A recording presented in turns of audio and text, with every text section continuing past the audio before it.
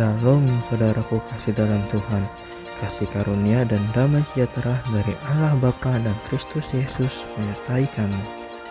Bacaan Alkitab kita diambil dari 2 Raja-Raja 21 ayat 1 sampai 26. Manasye Raja Yehuda. Manasye berumur 12 tahun pada waktu ia menjadi raja, dan 55 tahun lamanya ia memerintah di Yerusalem. Nama ibunya ialah Hefzibah. Ia melakukan apa yang jahat di mata Tuhan, sesuai dengan perbuatan keji bangsa-bangsa yang telah dihalau Tuhan dari depan orang Israel. Ia mendirikan kembali bukit-bukit pengorbanan yang telah dimusnahkan oleh Hizkia ayahnya.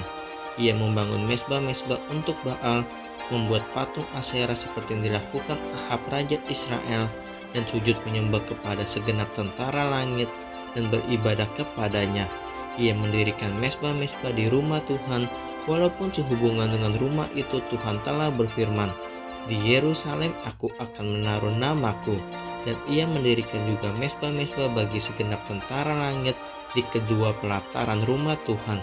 Bahkan ia mempersembahkan anaknya sebagai korban dalam api, melakukan ramal dan telaah, dan menghubungi para pemanggil arwah dan para pemanggil roh peramal. Ia melakukan banyak yang jahat di mata Tuhan, sehingga ia menimbulkan sakit hatinya.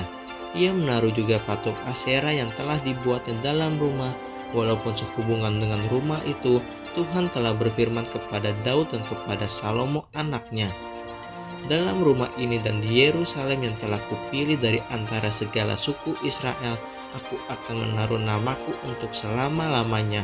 Aku tidak akan membiarkan bangsa Israel lagi dibawa keluar dari tanah yang telah kuberikan kepada nenek moyang mereka, asal saja mereka tetap berbuat tepat seperti yang telah kuperintahkan kepada mereka, dan tepat menurut hukum yang telah diperintahkan kepada mereka oleh hambaku Musa." Tetapi mereka tidak mau mendengarkan, dan Manasye menyesatkan mereka, sehingga mereka melakukan yang jahat lebih daripada bangsa-bangsa yang telah dipunahkan Tuhan dari hadapan orang Israel.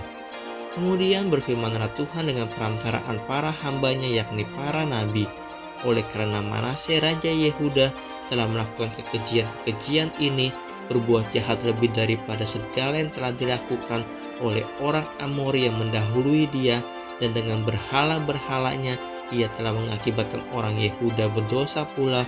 Sebab itu beginilah firman Tuhan Allah Israel, sesungguhnya aku akan mendatangkan malapetaka atas Yerusalem dan Yehuda, sehingga setiap orang yang mendengarnya akan bising kedua telinganya, dan aku akan merentangkan atas Yerusalem tali pengukur sama seperti atas Samaria, dan tali unting-unting sama seperti atas keluarga Ahab.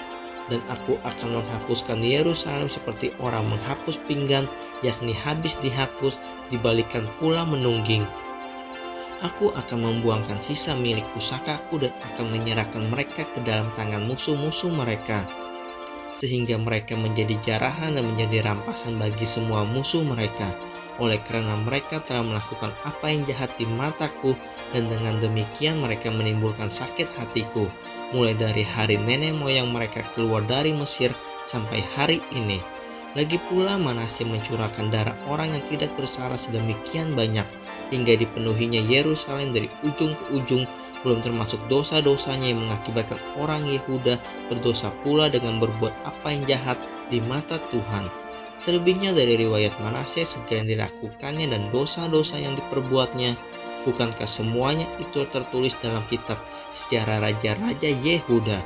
Kemudian Manasye mendapat perhentian bersama-sama dengan nenek moyangnya, dan ia dikuburkan di taman istananya di Taman Uzza. Maka Amon anaknya menjadi raja menggantikan dia. Amon Raja Yehuda. Amon berumur 22 tahun pada waktu ia menjadi raja, dan 2 tahun lamanya ia memerintah di Yerusalem. Nama ibunya ialah Mesulemet binti Harus dari Yotbah. Ia melakukan apa yang jahat di mata Tuhan seperti yang telah dilakukan Manasye ayahnya. Ia hidup sama seperti ayahnya dahulu, sambil beribadah kepada berhala-berhala yang disembah oleh ayahnya dan sujud menyembah kepada mereka. Ia meninggalkan Tuhan Allah nenek moyangnya dan tidak hidup menurut kehendak Tuhan.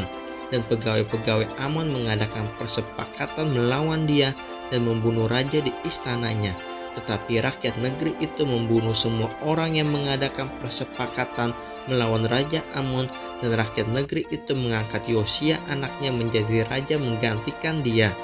Selebihnya dari riwayat Amon, apa yang dilakukannya bukankah semuanya itu tertulis dalam kitab sejarah raja-raja Yehuda?